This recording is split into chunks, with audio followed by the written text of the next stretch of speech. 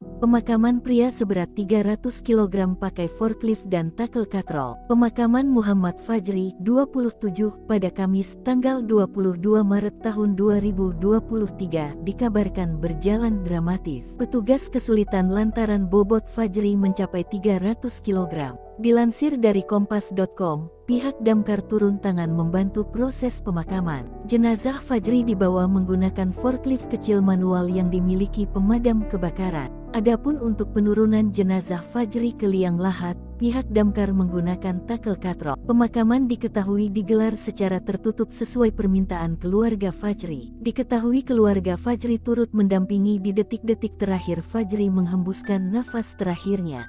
Koordinator Hukum, Organisasi, dan Humas Rumah Sakit Cipto Mangunkusumo RSCM Jakarta, Uut mengatakan, pihak keluarga meminta proses pemakaman Fajri tak perlu diliput. Keluarga Fajri mengaku telah menerima takdir atas meninggalnya pria berusia 27 tahun tersebut. Tim Humas RSCM, Yani Astuti mengatakan selama mendapat perawatan medis di RSCM, Fajri telah ditangani dokter multidisiplin.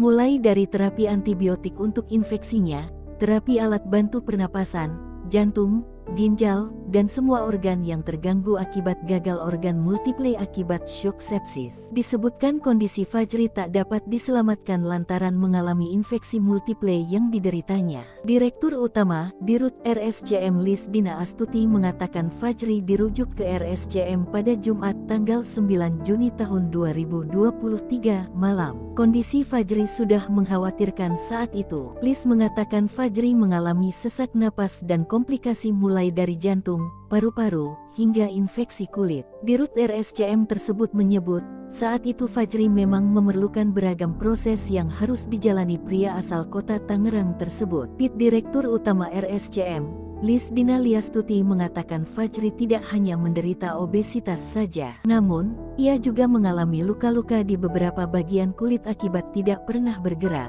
Alhasil, kata Lis, kulit Fajri mengalami infeksi. Tak hanya itu, membersihkan luka Fajri pun turut menjadi tantangan tersendiri bagi tim dokter lantaran pasien yang berat dan tanpa alat bantuan. Kesulitan lain pun juga dialami yaitu sulitnya jarum suntik untuk menembus kulit Fajri yang menebal akibat obesitas. Lis mengatakan pihaknya pun sampai membeli alat khusus yang tidak tersedia di RSCM untuk penyuntikan cairan ke tubuh Fajri.